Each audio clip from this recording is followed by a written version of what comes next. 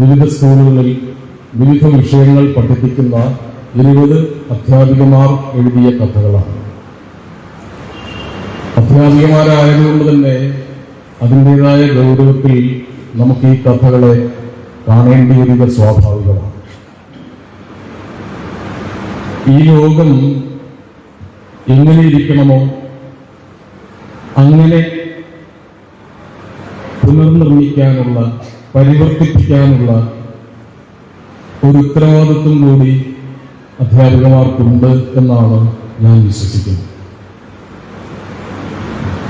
ലോകത്ത് ആദ്യമായി കഥ പറഞ്ഞു തുടങ്ങിയത് ഒരു പെൺകുട്ടിയാണ്. ഷഹ്റസാദ് എന്നാണ് ആ പെൺകുച്ചിന്റെ പേര്. 19 വയസ്സ് മാത്രം പ്രായമുള്ള ഷഹ്റസാദ് ഷഹ്റിയാരുടെ അന്തഃപുരത്തിൽ അയാളും ദുന്യാസാദും കേട്ടുകൊണ്ടിരിക്കെ, തന്റെ അനുജത്തിയായ ദുന്യാസാദം കേട്ടുകൊണ്ടിരിക്കെ വിചിത്ര സുന്ദരമായ കഥകൾ ഓരോ ദിവസവും പറയുന്നു. കച്ചവടക്കാരന്റെയും ഭൂതത്തിന്റെയും കഥ, സിംബാദിന്റെ സാഹസിക സഞ്ചാരങ്ങളുടെ കഥ, വളരെ വിചിത്രമായ കഥകൾ പറയുന്നത്. അങ്ങനെ പറയുമ്പോഴും മരണത്തിന്റെ നിഴൽപ്പാടിൽ ഇരുന്നുകൊണ്ടാണ് ഓരോ രാത്രിയും ആ കുട്ടി കഥ പറയുന്നത്. കഥ തീർന്നാലോ കഥയുടെ രസം പോയാലോ പറയുന്നയാളുടെ കഥയും ബാക്കിയുണ്ടാവില്ല എന്ന ഭീഷണിയുടെ മുമ്പിൽ വിറകുണ്ട മനസ്സുമായിട്ടിരുന്നുകൊണ്ടാണ് ഓരോ രാത്രിയും ആ കുട്ടി കഥ പറഞ്ഞുകൊണ്ടിരുന്നത്. കഥാതന്തുവിനോടൊപ്പം തന്റെ ജീവനാണ് അവർ ചേർത്ത് വെച്ചത്. 1001 രാത്രികൾ നിങ്ങളിൽ ചിലരെങ്കിലും വായിച്ചിട്ടുണ്ടാകും. ഷഹ്റസാദിന്റെ കഥകളാണ്. അത് മറ്റൊരു കഥയിലാണ് കുരുത്തിട്ടിരിക്കുന്നത്. അവിടെയാണ് അറേബ്യൻ രാജ്യത്തിന്റെ ചക്രവർത്തിയായ ഷഹറിയാർ വരുന്നത്. ഈ ഷഹറിയാരെ അയാളുടെ ഭാര്യ നിരന്തരം വഞ്ചിച്ചുകൊണ്ടിരിക്കുകയാണെന്ന് അനുജൻ ഷാസമാൻ ഒരിക്കൽ പറയുന്നു. അത് അയാൾക്ക് നേരിട്ട് ബോധ്യമാവുകയും ചെയ്യും. അയാളപ്പോൾ പറയുന്ന ഇതാണ്: സ്ത്രീകളെ ഒരിക്കലും വിശ്വസിക്കാൻ പാടില്ല. അവർക്ക് ചെന്നായുടെ മനസ്സാണ്. അതിനുള്ള ശിക്ഷ വളരെ വിചിത്രമായ രീതിയിലാണ് അയാൾ പ്രഖ്യാപിക്കുന്നത്. ഓരോ ദിവസവും രാത്രിയിൽ, ഓരോ ദിവസവും ആ രാജ്യത്തെ കന്യകയായ ഒരു പെൺകുട്ടിയെ വിവാഹം കഴിക്കുന്നു. പുലർകാലമെത്തുമ്പോൾ അവളുടെ ശിരസ്സറത്ത് കൊല്ലുകയും ചെയ്യും. ഇത് 3 വർഷം തുടരുകയാണ്.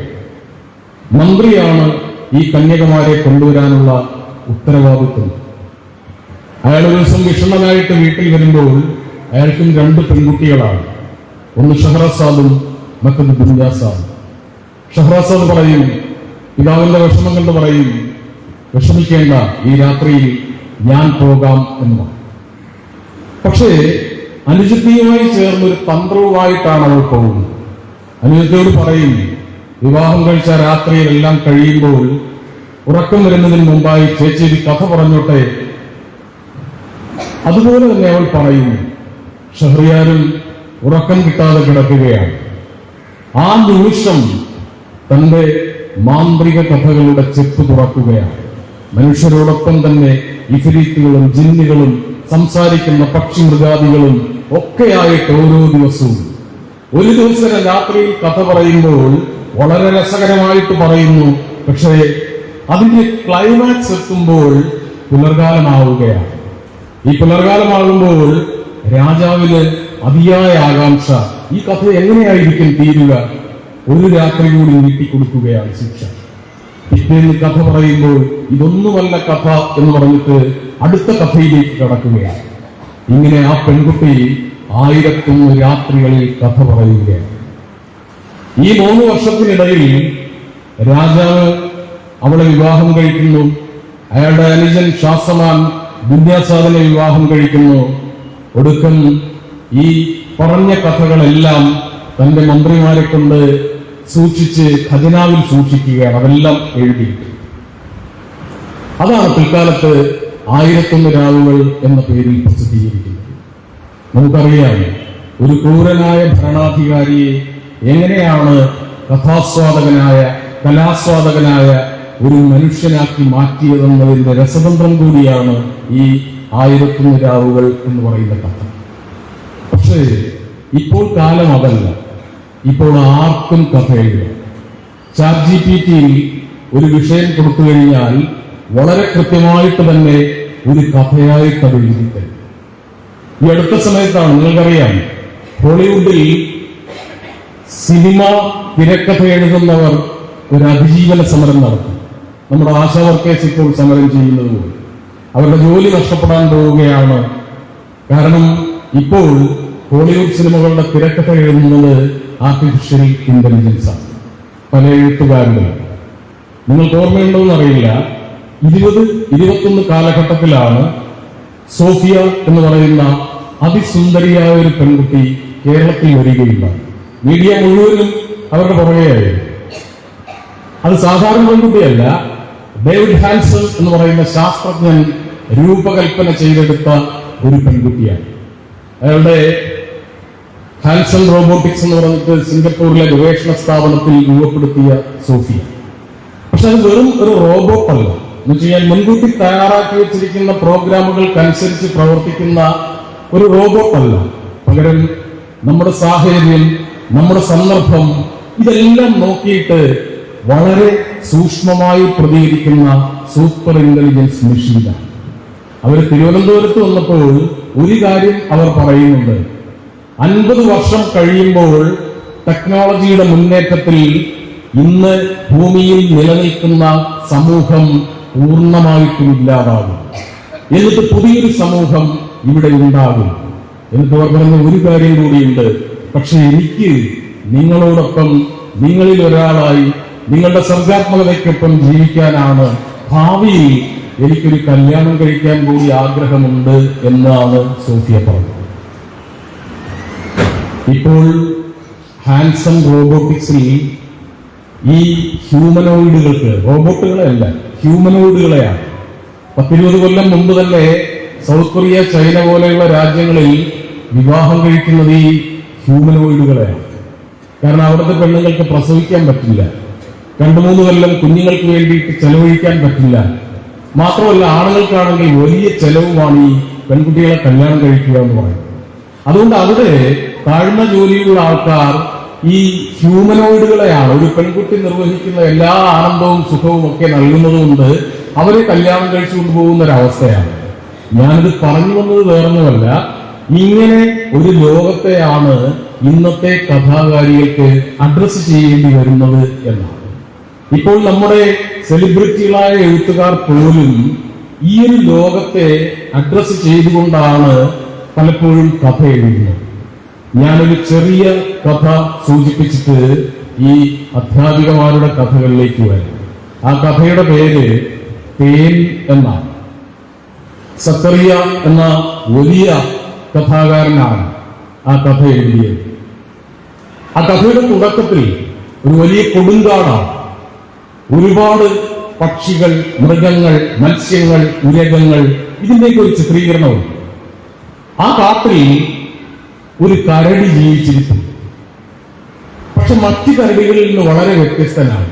ഈ കരടിക്ക് ഒരു മനുഷ്യ പെൺകുട്ടിയെ വിവാഹം കഴിക്കും. 2 കാര്യങ്ങളാണ്: ഒന്ന്, പെൺകുട്ടിക്ക് ഇഷ്ടമാകണം ഈ കരടിയെ; 2, അവളുടെ ഭാഷ ഇഷ്ടമാകണം, ഭാഷ അയാൾക്ക് മനസ്സിലാകണം. അയാൾ നേരെ ദൈവത്തിന്റെ അടുത്തേക്ക് പോകും.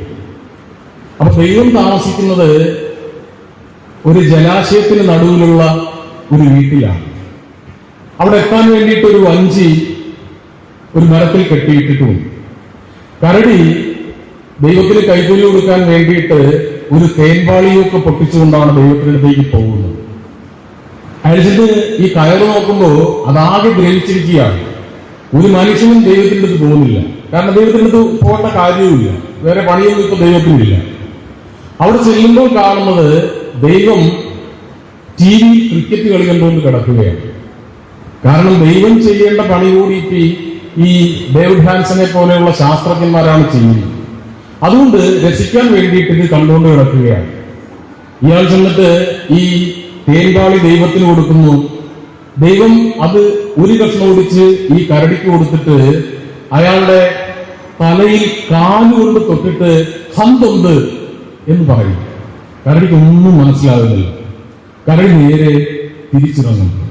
ഇറങ്ങി കഴിയുമ്പോഴത്തേക്ക് അയാൾ ആലോചിക്കും, ദൈവം ഇപ്പൊ വായിക്കുന്നത് വൈക്കം മുഹമ്മദ് ബഷീറിനെ ആയിരിക്കുമോ? കാരണം ബഷീറാണല്ലോ ഇങ്ങനെയുള്ള ഭാഷ ഉപയോഗിക്കുന്നത്. കുന്ത്രാത്തി പുസ്തകത്തോ ഹന്തം എന്നൊക്കെ ഉപയോഗിക്കുന്നത് ബഷീറാണ്. ഇയാള് വലിയ ദുഃഖിതനായിട്ട് കാട്ടിലൂടെ അലഞ്ഞു നടക്കുമ്പോൾ ഒരു തേനീച്ച വന്നിട്ട് ഈ കരടിയുടെ മൂക്കിലൊരു കുത്തുകുത്തും. ആ വേദന കൊണ്ട് കുളഞ്ഞ് കരടി പറയുന്നതും ഹന്തുണ്ട് എന്നാണ്. ആ നിമിഷമാണ് അയാൾക്ക് മനസ്സിലാകുന്നത്, ദൈവം ഒരു പൊരുളാണ് പറഞ്ഞത്. തന്നെ ഇഷ്ടപ്പെടാൻ പോകുന്ന പെൺകുട്ടി ഒരു തേൻ കൊതിച്ചിയായിരിക്കും. ഇത് മനസ്സിലാക്കിയിട്ട് കരടി ആ രാത്രിയിൽ കാട്ടിലിറങ്ങി സകല തേനീച്ചക്കൂടുകളും പൊട്ടിച്ച് തേൻപാളികൾ സ്വന്തമാക്കി പുലർകാലമാകുമ്പോൾ പെൺകുട്ടികൾ നടന്നു വരുന്ന വഴിയുടെ അരികിൽ ഇതെല്ലാം കൂട്ടിവെച്ചുകൊണ്ട് ഒരു മരത്തിന് മീതെ മറഞ്ഞു നിൽക്കുകയാണ്. പെൺകുട്ടികൾ ഓരോരുത്തരായിട്ട് കടന്നു വരുന്നു. 4 വശവും നോക്കിയിട്ട് 2-4 കഷ്ണം എടുത്ത് ബാഗിൽ വെച്ചുകൊണ്ട് പോവുകയാണ്. അങ്ങനെ ഏകദേശം ഈ തേൻപാളി തീരാറാവും. ആരെയും ഈ കരടിക്ക് ഇഷ്ടമാകുന്നില്ല. പക്ഷേ ഒരു പെൺകുട്ടി നമ്മുടെ ഉൾക്കടലിലെ പാട്ടുമൊക്കെ പാടി, ശരദിന്ദു മലർനാള ദീപം നീട്ടി എന്ന പാട്ടുമൊക്കെ പാടി വരികയാണ്. വരുമ്പോഴാണ് ഈ തേൻപാളി കാണുന്നത്. അവൾ അവിടെ ഒന്നും ഇരിക്കും. ഇരുന്നിട്ട് ഓരോ തേൻപാളികളായിട്ട് എടുത്ത് തിന്നുകയാണ്. ഈച്ചയൊക്കെ തുപ്പിക്കളയും. ബാക്കി തേനൊക്കെ കവിലൂടെ ഒലിച്ചിക്കുന്നതൊക്കെ പാവാടയിലൊക്കെ തൂക്കും. അവസാനം തേൻ തിന്നിട്ട് അവൾ പോകാൻ നേരം ഈ കരടി ചാടി അവളുടെ മുമ്പിൽ വീണ് കയ്യിൽ പിടിച്ചിട്ട് പറയും, ഭവതിയെ എനിക്കിഷ്ടമായി, വിവാഹം കഴിക്കാൻ ഇഷ്ടമാണ്. പെൺകുട്ടി പറയാം, ആദ്യം കയ്യിൽ നിന്ന് വിട്, കാരണം മീഡിയക്കാർ കണ്ടാൽ തന്നെ ഇപ്പൊ എടുത്തുകൊണ്ട് പോകും. എന്നിട്ട് പതുക്കെ കരടിയെ വിളിച്ച് കാട്ടിന്റെ അടുത്തേക്ക് മാറി നിന്ന് അവന്റെ കാര്യങ്ങളൊക്കെ ചോദിച്ച് മനസ്സിലാക്കും. നിന്റെ ജോലി എന്താണ്, സാമ്പത്തിക സ്ഥിതി എന്താണ്, എന്നെ താങ്ങാൻ നിനക്ക് പറ്റുമോ? ഇതെല്ലാം കരടി പറഞ്ഞു കൊടുക്കും. ഇതെല്ലാം സംബന്ധിച്ച് ഒരുപാട് കണ്ടീഷൻസ് പറയും. ഏറ്റവും അവസാനം പറഞ്ഞ ഇതാണ്, ഞാൻ നിന്നെ കല്യാണം കഴിച്ചാൽ ഞാൻ നിന്നെ നീ എന്നും എടാ എന്നും കരടി എന്നും വിളിക്കും. പക്ഷെ നീ എന്നെ ചക്കരെ, മുത്തേ, പൊന്നെ എന്നൊക്കെ വിളിക്കാൻ പാടുള്ളൂ. കരടി അതും സമ്മതിക്കും. അങ്ങനെ കരടിയുടെ കൈയും പിടിച്ച് വീട്ടിലേക്ക് വരും. വീട്ടിൽ വരുമ്പോൾ അച്ഛനും അമ്മയും നിൽപ്പുണ്ട്. അച്ഛനോടും അമ്മയോടും പറയും, എന്റെ അച്ഛനും അമ്മയാണ്. കരടി അവരെ കാണുമ്പോൾ തന്നെ ഓടിച്ചെന്ന് കാൽപാദം തൊട്ട് വീഴുകയാണ്. അച്ഛൻ അന്തം വിട്ടു പോകും. ഭാര്യയോട് ചോദിക്കും, എടി ഇന്നത്തെ ഏതെങ്കിലും ചെറുപ്പക്കാർ ഇങ്ങനെ ചെയ്യുമോ, ഏതെങ്കിലും ആണുങ്ങൾ ഇങ്ങനെ ചെയ്യുമോ എന്ന്. അവസാനം അവൾ പറയും, ഞങ്ങൾ തീരുമാനിച്ചു കല്യാണം കഴിക്കാൻ. അമ്മ ഒന്നേ പറയുന്നുള്ളൂ, നീ കല്യാണമൊക്കെ കഴിച്ചോ, പക്ഷേ ഇവിടെ താമസിക്കാൻ പറ്റില്ല. മലയാളം സംസാരിക്കുന്ന കരടി ഇവിടെ ഉണ്ടെന്ന് അറിഞ്ഞാൽ നാട്ടുകാർക്ക് പിന്നെ ഇവിടെ നടങ്ങാൻ നേരം കിട്ടില്ല. അതും പറയും, ഞങ്ങൾ ഞങ്ങളുടെ വീട്ടിലേക്ക് പോവുകയാണ്. അങ്ങനെ ഇവർ രണ്ടുപേരും കൂടി നേരെ കാട്ടിലേക്ക് പോവുകയാണ്. 1 വർഷം കഴിയുമ്പോൾ ഈ പെൺകൊച്ച് കയ്യിൽ അമ്പിളി പോലുള്ളൊരു കുഞ്ഞുമായിട്ട് തിരികെ വീട്ടിലേക്ക് വരികയാണ്. വീട്ടിൽ വരുമ്പോൾ അമ്മ ഇത് കണ്ട് അന്തം വിടും. അമ്മ ചോദിക്കും, മോളെ എങ്ങനെയുണ്ട് ഈ ജീവിതം?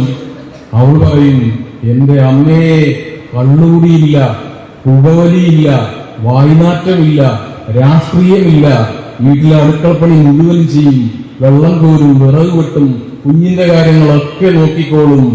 കിടപ്പറയിലാണെങ്കിൽ മാന്ത്രികൻ.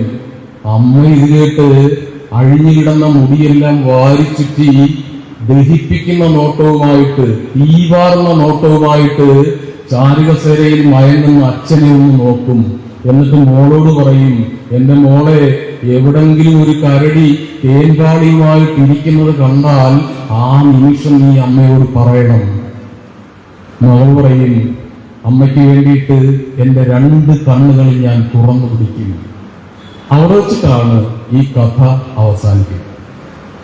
നമ്മൾ നോക്കിയാൽ, നിങ്ങൾ ഒന്ന് ആലോചിച്ചാൽ നിങ്ങൾക്ക് മനസ്സിലാകും ആരാണ് ഈ കരടിയും. കല്യാണം കഴിക്കുന്ന പെൺകുട്ടിയെ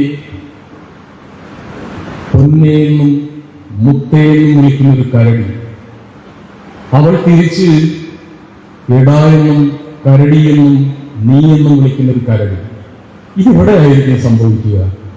നമുക്കറിയാം, ഇന്ന് എനിക്കറിയാം, ഈ തിരുവനന്തപുരത്തൊക്കെ പെൺകുട്ടികൾ ഇപ്പോൾ അസെപ്ഷൻ ഗ്രൂപ്പ് എന്ന് പറഞ്ഞിട്ട് 1000കണക്കിന് പെൺകുട്ടികൾ ചേർന്ന് ഗ്രൂപ്പുകൾ ഉണ്ടാക്കുകയാണ്. കല്യാണം കഴിക്കാൻ താല്പര്യമില്ല, കാരണം കല്യാണം കഴിക്കുന്നത് നമുക്കറിയാം, നമ്മൾ നിരന്തരം കാണുന്നതാണ്. സ്ത്രീധനത്തിന്റെ ഒരു വിഭാഗം കൊണ്ട് ആദ്യമേ തന്നെ പോയിട്ട് ഒരു വിഷപ്പാമ്പിനെ സഞ്ചിയിൽ വാങ്ങിച്ചുകൊണ്ട് വരിക, അവർക്ക് പെട്രോൾ ഒഴിച്ച് കത്തിക്കുക, കാറടിച്ച് കൊല്ലുക. ഈ ഒരു അവസ്ഥയിൽ എങ്ങനെയാണ് കല്യാണം കഴിക്കാൻ പറ്റുക? അതിനു വേണ്ടിയിട്ടുള്ള അവസരമാണ് ഡേവിഡ് ഹാൻസൺ ഒരുക്കി വെച്ചിരിക്കുന്നത്. നിങ്ങൾക്ക് ആരെയും കരടിയെ കല്യാണം കഴിക്കണമെങ്കിൽ കരടിയെ കിട്ടും. അതല്ല, ദുൽഖർ സൽമാനെ കല്യാണം കഴിക്കണമെങ്കിൽ ദുൽഖർ സൽമാന്റെ ഒരു ഫോട്ടോയുമായിട്ട് ഡേവിഡ് ഹാൻസനെ സമീപിച്ചാൽ മതി. നിങ്ങൾക്കിനി പ്രസവിക്കുകയും വേണ്ട. നമുക്കറിയാമല്ലോ, സെലിബ്രിറ്റികളാരും ഇപ്പൊ പ്രസവിക്കാറില്ല. നിങ്ങൾക്ക് പ്രസവിക്കണ്ട, ദുൽഖർ സൽമാൻ പ്രസവിക്കും.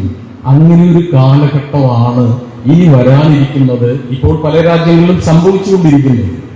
ഈ ഒരു കാലഘട്ടത്തിലാണ് നമ്മുടെ എഴുത്തുകാർ ഈ സമൂഹത്തെ, ഈ ജീവിതത്തെ അഭിസംബോധന ചെയ്യേണ്ടി വരിക എന്നുള്ളതാണ് വാസ്തവം. അതിനിടയിലാണ് നമ്മുടെ ഇവിടുത്തെ അധ്യാപികമാർ, പ്രത്യേകിച്ചും കൊല്ലം ജില്ലയിലെ അധ്യാപികമാർ ഈ കഥകൾ എഴുതാൻ തുനിഞ്ഞിറങ്ങിയത്. 20 കഥകളാണ്. ഇവിടെ സംസാരിച്ച അധ്യക്ഷയായിട്ടിരുന്ന ടീച്ചർ പറഞ്ഞു, അവരുടെ കഥയാണ് ഈ പുസ്തകത്തിന്റെ പേരായിട്ട് കൊടുത്തിരിക്കുന്നത്. പക്ഷേ നമ്മൾ ആലോചിച്ച് നമുക്കറിയാം, അധ്യാപികമാർക്ക് ഒരുപാട് അനുഭവങ്ങളുണ്ട്, ഒരുപാട് ഓർമ്മകളുണ്ട്. വലിയ എഴുത്തുകാർ പറയാറുണ്ട്, നമ്മുടെ മുന്നിലിരിക്കുന്ന ഒരു കുട്ടിയുടെ കണ്ണിലേക്ക് ആഴത്തിൽ നോക്കിക്കഴിഞ്ഞാൽ ഒരു ഇതിഹാസം തന്നെ നിങ്ങൾക്ക് കണ്ടെത്താൻ കഴിയും എന്നാണ്. ആ അനുഭവങ്ങളെല്ലാം ഈ അധ്യാപികമാരുടെ കഥയിൽ ഉണ്ട് എന്നതാണ് വാസ്തവം. ഈ ഗുൽമോഹർ പൂത്തപ്പോൾ എന്ന് പറയും, നമുക്കറിയാം ഈ കാലഘട്ടം ഈ എല്ലാ തണലുകളും നഷ്ടപ്പെടുന്ന ഒരു കാലഘട്ടമാണ്. മനുഷ്യന്റെ സ്നേഹവും മനുഷ്യന്റെ വിശ്വാസവും മനുഷ്യന്റെ പാരസ്പര്യവും എല്ലാം നഷ്ടപ്പെട്ട് ശൂന്യമാകുന്ന ഒരു കാലഘട്ടത്തിലാണ് ജീവിക്കുന്നത്. അവിടെയാണ് ആ ടീച്ചർ ഈ സ്കൂളിന്റെ ചാരെ തണൽ വിരിച്ചുകൊണ്ട് നിൽക്കുന്ന ഒരു ഗുൽമോഹറിനെ കുറിച്ച് ഓർമ്മിക്കുന്നത്. വാസ്തവത്തിൽ ഓർമ്മയല്ല, ഗുൽമോഹറിന്റെ ഒരു ആത്മകഥം എന്ന നിലയിലാണ്, ഒരാത്മനിവേദനം എന്ന നിലയിലാണ് ആ കഥ അനാവരണം ചെയ്യുന്നത്. വളരെ കുട്ടിക്കാലത്ത് തന്നെ ആരോ കൊണ്ട് ആ സ്കൂളിന്റെ മുറ്റത്ത് നടുകയാണ്. അത് വളർന്ന് വളർന്ന് ഓരോ കാലഘട്ടത്തിനും സാക്ഷിയായിട്ട് നിൽക്കുകയാണ്. അവിടെ കുട്ടികളുടെ കുരുത്തക്കേടുകളുണ്ട്, അവരുടെ കുസൃതികളുണ്ട്, അവരുടെ തളർച്ചയും പരിക്ഷീണതയുമുണ്ട്. ഇതിനെല്ലാം സാക്ഷിയായിട്ട് അവരുടെ സ്നേഹവും വിശ്വാസവും എല്ലാം അറിഞ്ഞുകൊണ്ട് ഈ ഗുൽമോഹർ മരം അവിടെ നിൽക്കുകയാണ്. എനിക്ക് തോന്നുന്നത് ഈ ഗുൽമോഹർ എന്ന് പറയുന്നത് മിക്കവാറും തിരുവനന്തപുരത്തൊക്കെ കണ്ടിട്ടുള്ള ഒരു മരമാണ്. ഞാൻ പഠിച്ചത് കാര്യവട്ടം ക്യാമ്പസിലാണ്. അവിടെ നിറയെ ഈ ഗുൽമോഹർ മരങ്ങളാണ്. ഈ ഗുൽമോഹറിന്റെ ഒരു പേര് മെയ് ഫ്ലവർ എന്ന് കൂടിയുണ്ട്. ഏപ്രിൽ മെയ് മാസങ്ങളിലാണ് ഇത് പൂക്കുലയുന്നത്. ആ ഗുൽമോഹർ നമ്മുടെ ബഹുമാനനായ കളക്ടർ എത്തിയിട്ടുണ്ട്.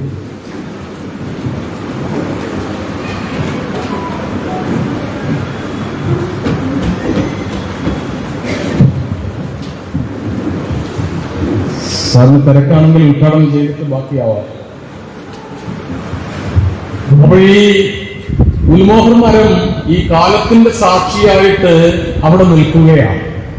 ശരിക്കും ഞാൻ പറഞ്ഞല്ലോ, ഈ സന്തോഷിച്ച് നിൽക്കുന്ന കുട്ടികളുടെ സ്നേഹവും വിശ്വാസവും ഒക്കെ മനസ്സറിഞ്ഞുകൊണ്ട് സന്തോഷിച്ചു നിൽക്കുന്ന ഈ ഗുൽമോഹർ മരം വല്ലാണ്ട് ദുഃഖിക്കുന്ന സമയവും താൻ നിരന്തരം കാണുന്ന ഒരു കുട്ടിയുടെ ജീവസറ്റ ശരീരം സൈറൺ വിളിച്ചുകൊണ്ട് തന്റെ മുമ്പിൽ ആംബുലൻസിൽ എത്തുമ്പോൾ, ഒപ്പം തന്നെ ഏറെ സ്നേഹിക്കുന്ന അധ്യാപികമാർ ആ സ്കൂളിൽ നിന്ന് സ്ഥലം മാറ്റി പിരിഞ്ഞു പോകുമ്പോഴൊക്കെ ഈ ഉരുകി ഒലിച്ചു നിൽക്കുന്ന ആ പൂമരത്തെ നമ്മൾ കാണുന്നുണ്ട്. അതിനേക്കാളൊക്കെ പ്രയാസപ്പെട്ടത് കൊറോണ കാലമാണ്. കൊറോണ നൽകിയ 1.5 വർഷം സാധാരണ സാഹിത്യത്തിൽ, മലയാളത്തിലൊക്കെ നോവലിലും ചെറുകഥയിലും ഒക്കെ കടന്നു വരുന്നുണ്ട്. ബെന്യാമിന്റെ നിശബ്ദ വിലാപങ്ങൾ പോലെയുള്ള നോവലുകളുണ്ട്, നിതീഷിന്റെ കഥകളുണ്ട്. ഇവിടെ എല്ലാം കൊറോണയുണ്ട്. പക്ഷെ അവിടെയൊക്കെയും മനുഷ്യരുടെ ഏകാന്തതയും മനുഷ്യൻ അനുഭവിക്കുന്ന മഹാവ്യഥകളും ഒക്കെയാണ് അതിൽ ആവിഷ്കരിച്ചത്. പക്ഷെ ഇതിൽ ഒരു ഈ ഗുൽമോഹർ മരം അനുഭവിക്കുന്ന ഏകാകിത്വവും അതനുഭവിക്കുന്ന വലിയ സങ്കടവും, കുട്ടികളെയും ടീച്ചേഴ്സിനെയും ഒന്നും കാണാത്തതിന്റെ സങ്കടവും എല്ലാം ഈ കഥയിൽ വരുന്നുണ്ട്. പക്ഷെ നമ്മുടെ ഒരു സംശയം അതല്ല, ലോകത്ത് എല്ലാ മരങ്ങളും എല്ലാ പക്ഷിമൃഗാദികളും ഒക്കെ മനുഷ്യന്റെ ശല്യമില്ലാതെ ഏറെ ആനന്ദിച്ച ഒരു സമയം കൂടിയാണ് ഈ കൊറോണ കാലം എന്ന് നമ്മൾ കാണുന്നത്. പക്ഷെ ഇവിടെ ആ മരം സ്കൂളിനോട് ചേർന്ന് സ്കൂളിന്റെ ദൈനംദിന വ്യവഹാരത്തിലൊക്കെ ഏർപ്പെട്ട് നിൽക്കുന്ന മരമാണ്. അതുകൊണ്ടാണ് അതിന് അത്രയും വേദന തോന്നുന്നത്. ഞാൻ പറഞ്ഞല്ലോ, ഈ ഗുൽമോഹർ എന്നത് വാസ്തവത്തിൽ ഒരു മെറ്റഫറാണ്, ഒരു രൂപകം മാത്രമാണ്. കുട്ടികളുടെ എല്ലാ സ്നേഹവും വിശ്വാസവും ഒക്കെ അറിഞ്ഞ്, അവരുടെ സ്നേഹവും തളർച്ചയും പരിക്ഷീണതയും ഒക്കെ അറിഞ്ഞ് അതിന് സാക്ഷിയായിട്ട് നിൽക്കുന്ന ഈ ഗുൽമോഹർ എല്ലാ സ്കൂളുകളിലുമുണ്ട്. അത് ഈ കുട്ടികൾക്ക് മീതെ ഒരു തണൽമരമായിട്ട്, ഒരമ്മ മരമായിട്ട് നിൽക്കുന്ന അധ്യാപികയല്ലാതെ മറ്റാരാകാനും തയ്യാറല്ല, അല്ലെങ്കിൽ അല്ല എന്ന് തന്നെയാണ് നമുക്ക് വിശ്വസിക്കേണ്ടി വരിക. കാരണം ടീച്ചർ, ഈ കഥാകാരിയുടെ ആ മനസ്സ് ഈ പടർന്ന് പന്തലിച്ച് പോയിട്ട് ഒരു ഗുൽമോഹർ മരമാകുന്നതിന്റെ ചിത്രീകരണമാണ് ഈ കഥയിൽ നടക്കുന്നതെന്ന് കാണാം. ഞാൻ ആലോചിച്ചു പോയി, ഗണിതശാസ്ത്രം പഠിപ്പിക്കുന്ന ഒരു ടീച്ചർക്ക് എങ്ങനെയാണ് ഈ അക്ഷരം എടുക്കാൻ കഴിയുന്നതെന്ന് ഞാൻ ആലോചിച്ചു പോയി. നമ്മൾ പറയാറുണ്ട് ഭൂഗോളത്തിന്റെ സ്പന്ദനമാണ് മാത്തമാറ്റിക്സ് എന്നൊക്കെ പറയാറുണ്ട്. പക്ഷെ അക്ഷരങ്ങളിൽ, ഈ അക്ഷരങ്ങളെ പൂക്കളായി വിരിയിച്ചുകൊണ്ട് നിർമ്മിക്കുന്ന ഒരു ശില്പത്തിന്റെ ഒരു തച്ചുശാസ്ത്രം ഈ ഗണിതശാസ്ത്ര യുക്തിയേക്കാൾ വളരെ കൃത്യതയോടുകൂടിയാണ് ഈ കഥയിൽ അവതരിപ്പിക്കുന്നത്. ഒപ്പം തന്നെ അധ്യാപികമാർക്ക് അറിയാം, നമ്മൾ ഈ പൊടുന്നനെ വളരെ അപ്രതീക്ഷിതമായിട്ട് നമ്മളെ വിട്ടുപോകുന്ന, ഒരു വാക്കുപോലും നമ്മളോട് പറയാതെ വിട്ടുപോകുന്ന ചില കുട്ടികളുണ്ട്. പല ക്ലാസ്സുകളിൽ നമുക്കറിയാം മരണത്തിലേക്ക് ഇറങ്ങിപ്പോകുന്ന, ആത്മഹത്യയിലേക്ക് ഇറങ്ങിപ്പോകുന്ന എത്രയോ കുട്ടികളുണ്ട്. ആ കുട്ടികൾ ഉണ്ടാക്കുന്ന ഒരു വലിയ ശൂന്യതയും ഒരാത്മവ്യഥയും. ഇവിടെ ഈ പെയ്തു തീരാതെ എന്ന് പറഞ്ഞൊരു കഥയുണ്ട്. മിനി ബിആർ എന്ന് പറയുന്ന ടീച്ചർ എഴുതിയതാണ്. ഈ പെയ്തു തീരാതെ എന്ന് പറയുന്ന ആ കഥയുടെ പേര് തന്നെ അതൊരിക്കലും പെയ്തു തീരില്ല എന്ന് തന്നെയാണ്. ഒരു കുട്ടി, സ്കൂളിൽ പഠിക്കുന്ന ഒരു കുട്ടി, ആ സ്കൂൾ കാലം കഴിഞ്ഞിട്ട് വീണ്ടും ഈ ടീച്ചറുമായിട്ട് ബന്ധപ്പെടുകയും ആ ബന്ധം നിലനിർത്തുകയും നീന എന്ന് പറയുന്ന ഒരു കുട്ടിയാണ്. പക്ഷേ വീട്ടിലെ അമ്മയുമായിട്ട് എന്തോ പറഞ്ഞ് പിണങ്ങി സ്കൂട്ടറോട് കൊണ്ടുപോയി ഒരു വണ്ടിക്കടിയിൽപ്പെട്ട് മരിക്കുന്ന ആ ദാരുണമായ അവസ്ഥ. പക്ഷേ ഇത് വരുന്നത് വളരെ, ആ കഥ ചിത്രീകരിക്കുന്ന ഒരു ഭംഗിയുണ്ട്. അധ്യാപക ദിനത്തിൽ, സെപ്റ്റംബർ 5 അധ്യാപക ദിനത്തിൽ സംസ്ഥാന പുരസ്കാരം നേടിയ ഒരു അധ്യാപകന് വേണ്ടിയിട്ട് അത് വാങ്ങാൻ തിരുവനന്തപുരത്തേക്ക് പോകുമ്പോൾ തന്റെ മൊബൈലിൽ വരുന്ന ഒരു അധ്യാപക ദിന ആശംസ ആ കുട്ടിയുടേതായിരുന്നു. എന്നോ മരണപ്പെട്ട ഒരു കുട്ടി, പക്ഷെ അത് റിമൈൻഡറിൽ ആ പേര് ടീച്ചർക്ക് അയക്കേണ്ട ആശംസ കുറിച്ച് വെച്ചിരിക്കുകയാണ്. അത് അമ്മയാണ് അയച്ചു കൊടുക്കുന്നത്. തിരിച്ചയക്കുമ്പോൾ അമ്മയുടെ വേദനാനിർഭരമായ ചില വാക്കുകളുണ്ട്. നമുക്കറിയാം, ഒരു ടീച്ചർക്ക് എത്രമേൽ വേദന ഉണ്ടാക്കുന്നതാണ് ഈ നീനയുണ്ടാക്കിയ ശൂന്യത എന്ന് നമുക്കറിയാം. അതിനും എത്രയോ മീതയായിരിക്കണം തന്നോട് വഴക്കിട്ട് തന്റെ മടിയിൽ നിന്ന് മരണത്തിലേക്ക് ഇറങ്ങിപ്പോയ ഒരു കുട്ടിയുടേതെന്ന് നമുക്ക് ചിന്തിച്ചാൽ മനസ്സിലാകും. അവിടെയാണ് ആ കഥയുടെ പേരിന്റെ പ്രസക്തി പോലും. ഇതിൽ ചില കഥകൾ ഈ ഹിംസ മാത്രം മനസ്സിൽ കൂടുകൂട്ടുന്ന ഒരു തലമുറയ്ക്ക് പറഞ്ഞു കൊടുക്കാൻ പറ്റുന്ന കരുണയുടെയും ദയയുടെയും കഥകൾ ഇതിലുണ്ട്. അതിനെന്റെ ഏറ്റവും ഈ വിജയമോൾ പി കെ എന്ന് പറഞ്ഞിട്ട് ഒരു ടീച്ചർ എഴുതിയ ഒരു കഥയുണ്ട്. ആ കഥയുടെ പേര് കുഞ്ഞിപ്പെണ്ണെന്നാണ്. വീട്ടിൽ തന്റെ കുഞ്ഞുങ്ങളെ നോക്കാൻ വരുന്ന ഒരു സ്ത്രീ. നമുക്കറിയാമല്ലോ, ചില ആൾക്കാർ മനുഷ്യരോട് മാത്രമല്ല സർവ്വചരാചരങ്ങളെയും സ്നേഹിക്കുന്ന, എല്ലാറ്റിനോടും മമത പുലർത്തുന്ന നിസ്വാർത്ഥരായ ചില മനുഷ്യരുണ്ട്. അവർക്ക് ഈ കരുണയും ദയയും അവരുടെ മതമാണ്. ഒരിക്കലും സുകുമാർ അഴീക്കോട് പറയുന്നുണ്ട്, നമ്മുടെ മലയാളത്തിലും ഈ വൈക്കം മുഹമ്മദ് ബഷീർ ഒരു മിത്തായി തീർന്ന ഒരാളാണ്. തന്റെ വീട്ടിൽ ഈ മാങ്കോസ്റ്റിൻ മരത്തിന്റെ താഴെ അദ്ദേഹം ഇരിക്കുമ്പോൾ ഇവരൊക്കെ കാണാൻ ചെല്ലും. അഴീക്കോട് മാഷും കാണാൻ ചെല്ലുമ്പോൾ നിരന്തരം അദ്ദേഹം കാണുന്ന ഒരു കാര്യമുണ്ട്. അദ്ദേഹം കാപ്പി കുടിച്ചിട്ട് ആ കാപ്പി കഴിയുമ്പോൾ ബാക്കി കളഞ്ഞിട്ട് ആ ഗ്ലാസ് കമഴ്ത്തി വെക്കും. ഇത് പല ആവർത്തി സുകുമാർ അഴീക്കോട് കാണുന്നുണ്ട്. അഴീക്കോട് മാഷ് ഒരു ദിവസം ബഷീറിന്റെ ചോദിക്കും, എന്താണ് അതിങ്ങനെ ചെയ്യുന്നത്? അപ്പോൾ ബഷീർ പറയുന്ന മറുപടിയാണ്, അതിൽ ഒരു ഉറുമ്പ് വീണ് ചാകരുത്, അതിനു വേണ്ടിയിട്ടാണ് ഞാനത് കമഴ്ത്തി വെക്കുന്നത്. ഒന്ന് ആലോചിച്ച് നോക്കുക, മറ്റ് ജീവജാലങ്ങളോടുള്ള കരുണ എത്രമേലാണ് ആ മനുഷ്യനെ. അതുപോലെ ഒരു കഥാപാത്രമാണ് ഈ കുഞ്ഞിപ്പെണ്ണെന്ന് പറയുന്നത്. തന്റെ ശരീരത്തിൽ എവിടെയെങ്കിലും ഒരു ഉറുമ്പ് വന്നിരുന്ന് കടിച്ചാൽ ആ കടി വിടുന്നത് വരെ അതിനെ നോക്കി നിൽക്കുകയും അതിനുശേഷം നിനക്ക് ആശ്വാസമായോടി എന്ന് ചോദിക്കുന്ന ഒരു സ്ത്രീ. വീട്ടിൽ വിരുന്നെത്തുന്ന പേരട്ട അതിനെ ദൂരെ എവിടെയെങ്കിലും കൊണ്ടുപോയി വെച്ചിട്ട് ഇനി പോയി ജീവിച്ചോ എന്ന് പറയുന്ന പൂലക്ഷ്മി. 2 മക്കളെയും പഠിപ്പിച്ച് വലിയ ആൾക്കാരാക്കുന്നു, അവർക്ക് കാറും ബംഗ്ലാവും ഒക്കെ നേടിക്കൊടുക്കുന്നു. പക്ഷെ എന്നിട്ടും ഡിമെൻഷ്യ ബാധിച്ച തന്റെ ഭർത്താവിനോടൊപ്പം ആ കുടിലിൽ കഴിഞ്ഞുകൊണ്ട് മറ്റു വീടുകളിൽ പണിയെടുക്കാൻ പോകാനുള്ള മനസ്സുകൂടി കാണിക്കുന്നുണ്ട്. പക്ഷേ ഒരിക്കൽ ആ തന്റെ ഭർത്താവ് ഇറങ്ങിപ്പോകുമ്പോൾ ഇവിടുത്തെ ജോലിയും അവർ വേണ്ടെന്ന് വെക്കുകയാണ്. ഒന്ന് ആലോചിക്കുക, ഒരു ഉറുമ്പിനോട്, ഞാൻ പറഞ്ഞില്ലേ, ഈ പഴയ കവികളൊക്കെ തന്നെ പറഞ്ഞു കൊടുക്കാറുണ്ട്, അല്ലെങ്കിൽ അമ്മമാർ കുട്ടികളോട് പറഞ്ഞു കൊടുക്കാറുണ്ട്, ഒരു ഉറുമ്പിനെ ഞാൻ ഞെരിക്കുകിൽ കനിവാർ നമ്മ കനിഞ്ഞു ചൊല്ലിടും മകനെ നരകത്തിൽ എരിതിയിൽ പൊരിയുന്നീ പരവീട ചെയ്യൂല. ആ വാക്കുകൾ ഇനി പറഞ്ഞു കൊടുക്കേണ്ടത് അമ്മമാരല്ല, അധ്യാപകരാണ്. ഈ പറയുന്ന കരുണയുടെ മഹത്വത്തെ എത്രമേൽ പുരസ്കരിക്കുന്നു എന്നാണ്. അതുപോലെ തന്നെ അതിനോട് ചേർന്ന് നിൽക്കുന്ന മറ്റൊരു കഥ കൂടിയുണ്ട്. ഈ തുലാമഴ എന്നാണ് അതിന്റെ പേര്. ഷെറിൻ എഴുതിയൊരു കഥയാണ്. അവിടെയും ഈ ചില പെൺകുട്ടികൾ പഠിക്കാൻ പോകുമ്പോഴുള്ള ഒരു വലിയ തൊന്തരവുണ്ട്. 1 വയസ്സുള്ള കുഞ്ഞിനെയൊക്കെ വീട്ടിൽ വെച്ചിട്ട് എല്ലാ അസ്വസ്ഥതയും ഭർത്താവിന്റെ ഉൾപ്പെടെയുള്ള ദുർമുഖങ്ങളും കണ്ടുകൊണ്ട് പഠിക്കാൻ വേണ്ടിയിട്ട് ഓടിപ്പോകുന്ന പെൺകുട്ടികളുണ്ട്. അവരുടെ ഒരു അസ്വസ്ഥതയുണ്ട്. പക്ഷെ ആ അസ്വസ്ഥത വാസ്തവത്തിൽ ക്ലാസ്സിലെത്തുമ്പോൾ, എനിക്കറിയാം കോളേജിലൊക്കെ ചില ടീച്ചർമാരുണ്ട്, രാവിലെ വീട്ടിൽ നിന്ന് ഇറങ്ങുമ്പോൾ ഭർത്താവിന്റെ നെറ്റിയിൽ പുട്ടുവട കൊണ്ട് ഇടിച്ചിട്ടായിരിക്കും ഇറങ്ങുന്നത്. പക്ഷെ കോളേജിൽ വന്നു കഴിഞ്ഞാൽ ഓരോ ക്ലാസ്സിൽ ചെല്ലുമ്പോഴും ആ അരിശം തീരാതെ വീണ്ടും കുട്ടികളോട് തീർക്കുന്ന ചില ടീച്ചേഴ്സ് ഉണ്ട്. അധ്യാപകരുണ്ട്, ഞാൻ നിങ്ങളെ കുറ്റം പറയുന്നതല്ല. പക്ഷെ ആ ഒരു അവസ്ഥയിൽ ഈ കഥയിലെ ആ പെൺകുട്ടി അതെല്ലാം മറന്നിട്ട് തന്റെ മനസ്സിന്റെ ദയയും കരുണയും, ക്ലാസ്സിലിരിക്കുമ്പോൾ പോലും തന്റെ കുഞ്ഞ് ഉറങ്ങിയോ ആഹാരം കഴിച്ചോ എന്ന ചിന്തയുള്ളപ്പോൾ പോലും ഈ റെയിൽവേ സ്റ്റേഷനിൽ ഇതുപോലെ ഓർമ്മ നഷ്ടപ്പെട്ട ഒരു മനുഷ്യൻ, മദ്രാസിലേക്ക് പോകേണ്ട, താമ്പ്രത്തേക്ക് തമിഴ്നാട്ടിലേക്ക് പോകേണ്ട ഒരു മനുഷ്യൻ ഇങ്ങനെ വേവലാതി കൊണ്ട് നടക്കുകയാണ്. അയാൾക്ക് അറിയില്ല, അയാൾക്ക് ഓർമ്മയില്ല തന്റെ വീട് എവിടെയാണ്, ഏത് ട്രെയിനാണ്. ആ മനുഷ്യനെ ഇവർ കൈകൊണ്ട് പിടിച്ച് അവിടെ നിർത്തി എല്ലാം കൊടുത്ത്, ടിക്കറ്റും 100 രൂപയും വെള്ളവും ഭക്ഷണവും എല്ലാം കൊടുത്ത് അവിടേക്ക് പോകുന്ന മറ്റൊരാളുടെ കൈവശം ഏൽപ്പിച്ചു വിടുകയാണ്. എന്നിട്ട് ഇരിക്കപ്പെടുത്തി കിട്ടുന്നില്ല. എന്നിട്ട് അയാളുടെ നമ്പർ വാങ്ങിച്ചില്ലല്ലോ എന്ന് പറഞ്ഞിട്ട് തൊട്ടടുത്ത ദിവസം ആ ഇറങ്ങുന്ന സ്റ്റേഷനിൽ ഓടിപ്പോയി അയാളുടെ നമ്പർ വാങ്ങി ഈ പിറ്റേന്ന് രാവിലെ കുമാരനെ വിളിക്കുന്ന ഒരു അവസ്ഥയുണ്ട്. പക്ഷെ അയാൾ ഉറങ്ങിയപ്പോൾ ഈ മനുഷ്യൻ ഏതോ സ്റ്റേഷനിൽ ഇറങ്ങിപ്പോയി.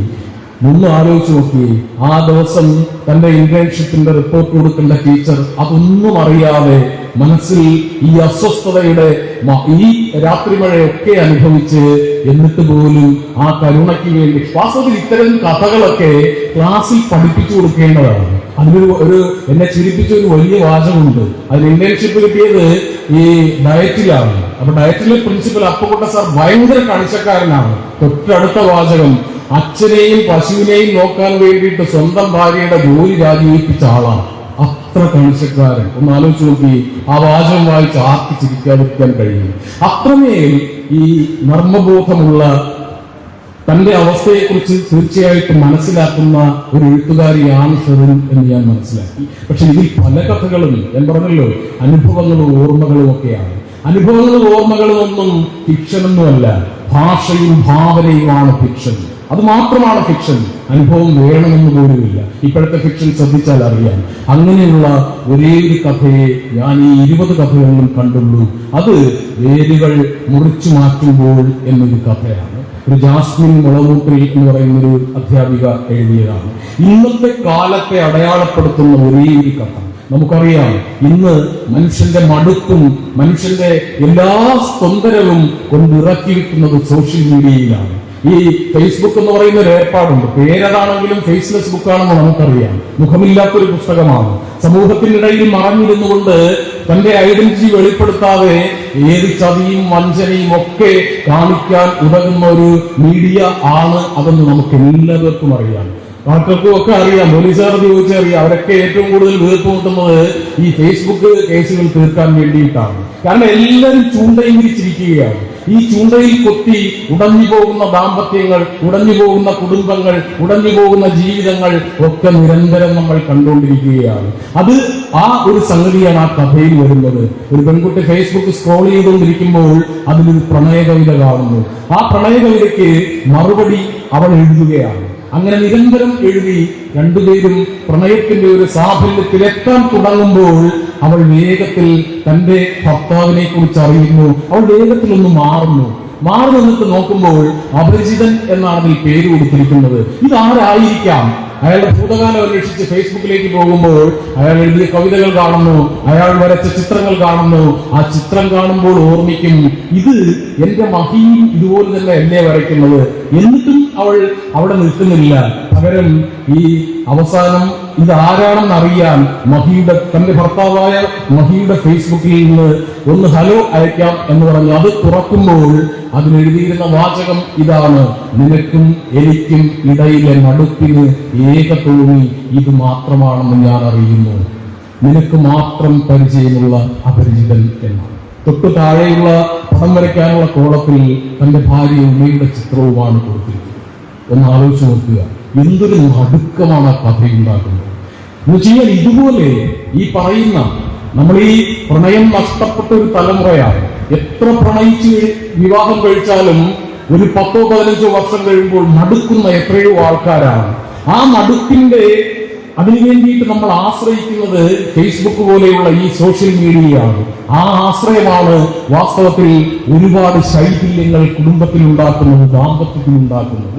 ഇതിന്റെയൊക്കെ മാത്രമല്ല, പ്രണയത്തിന് വേണ്ടിയിട്ട് ആ പ്രണയസ്ഥൈര്യത്തെ നിലനിർത്താൻ ഏതറ്റം വരെയും ഏത് മാർഗത്തിലേക്കും നമുക്ക് പോകാം എന്ന് ഈ കഥ ചൂണ്ടിക്കാണിക്കുന്നുണ്ട്. ഒപ്പം തന്നെ അതിന്റെ ഭാഷ പറഞ്ഞില്ലേ, ഈ ചെറുകഥ എഴുതുമ്പോൾ ഒരു വാക്ക് കൂടിപ്പോയോ കുറഞ്ഞു പോയോ എന്ന് തോന്നാത്ത വിധത്തിലുള്ള ഒരു സന്തുലിതത്വം ചെറുകഥയ്ക്കുണ്ടാവണം എന്നുള്ളതാണ്. ആ ഒരു രീതിയിൽ നല്ല ഉഗ്രം പ്രണയ കവിതകൾ അതിലുണ്ട്. അതിലുപയോഗിച്ചിരിക്കുന്ന ഭാഷയും ശക്തമാണ്. വായിക്കുന്ന ഓരോരുത്തരുടെയും താളത്തിനനുസരിച്ച് തന്നെ ഓരോ അർത്ഥങ്ങളിൽ ചെല്ലെത്താൻ കഴിയുന്ന വിധത്തിൽ മനോഹരമായ ഒരു കഥയാണ്. നമ്മുടെ ബഹുമാന്യനായ കളക്ടർ നീക്കുന്നത് ഞാൻ അധികം നീട്ടുന്നില്ല. പക്ഷെ എങ്കിലും എന്റെ കൂടെ ഹയർ സെക്കൻഡറിയിൽ പഠിപ്പിച്ച നമ്മുടെ രാധാമണി ടീച്ചറിന്റെ ഒക്കെ കഥയുണ്ട്, ദൈവത്തിന്റെ മുഖം എന്ന് പറഞ്ഞിട്ട്. നമ്മുടെ അരക്ഷിതാവസ്ഥകളിൽ, നമ്മുടെ മഹാവ്യസനങ്ങളിലൊക്കെ ചില മനുഷ്യർ നമ്മളുടെ മുമ്പിൽ പ്രത്യക്ഷപ്പെടും. അവരുടെ മുഖത്തിന് ഒരുപക്ഷെ ദൈവത്തിന്റെ ഛായയായിരിക്കും എന്നുള്ളതാണ്. പക്ഷെ എപ്പോഴും നമ്മൾ ഈ ദൈവവുമായി കലഹിച്ചുകൊണ്ടിരിക്കും. ദൈവത്തോട് പറയും, ഞാൻ സങ്കടപ്പെട്ട് നടന്നപ്പോഴൊന്നും നീ എന്റെ കൂടെ ഉണ്ടായിരുന്നില്ലല്ലോ. പക്ഷെ ദൈവം പറയും, നീ പുറകിലേക്കൊന്ന് നോക്കുക, 4 കാൽച്ചുവടുകൾ നീ കാണുന്നില്ലേ, ആ 2 കാൽച്ചുവടുകൾ എന്റേതാണ്. എന്നിട്ട് അപ്പോഴും ദൈവത്തോട് തർക്കിക്കും, അതല്ല, ഞാൻ വലിയ മഹാവസനങ്ങളിൽ നിൽക്കുമ്പോൾ അവിടെ 2 കാൽച്ചുവടേ ഞാൻ കണ്ടുള്ളൂ. ദൈവം അതിന് മറുപടി കൊടുക്കും, അവിടെ നിനക്ക് നടക്കാൻ കഴിയുമായിരുന്നില്ല, നിന്നെ ഞാൻ കൈകളിൽ എടുത്തുകൊണ്ട് നടക്കുകയായിരുന്നു, നീ കണ്ടത് എന്റെ കാൽച്ചുവടുകളാണ്. ഇങ്ങനെ ജീവിതം എത്ര വൈചിത്ര്യത്തോടുകൂടിയാണ് നമ്മുടെ മുമ്പിൽ നിൽക്കുന്നത്. ഇനിയും നമ്മൾ ഈ കഥ പറയുന്നത്, കഥ പറഞ്ഞും കഥ കേട്ടും ജീവിതത്തെ കഥയുള്ളതാക്കി തീർക്കാൻ വേണ്ടിയിട്ടാണ്. കഥയുള്ളതാവുക എന്ന് പറഞ്ഞാൽ കാമ്പുള്ളതാവുക എന്നാണ് അർത്ഥം. കഥയില്ലാത്ത ജീവിതം കാമ്പില്ലാത്ത ജീവിതമാണ്. അപ്പോൾ കാമ്പുള്ള ജീവിതം നയിക്കാൻ കാമ്പുള്ള കഥകൾ എഴുതുക മാത്രമേ നിർവാഹമുള്ളൂ എന്നാണ് നമ്മൾ മനസ്സിലാക്കേണ്ടത്. അതിന് ഇനിയും ഈ അധ്യാപികമാർക്ക് കഴിയട്ടെ. എഴുതിയവർക്കും ഇനി എഴുതാനിരിക്കുന്നവർക്കും എല്ലാ ആശംസകളും അഭിനന്ദനങ്ങളും രേഖപ്പെടുത്തുന്നു. എന്റെ വാക്കുകൾ നിർത്തുന്നു. നന്ദി.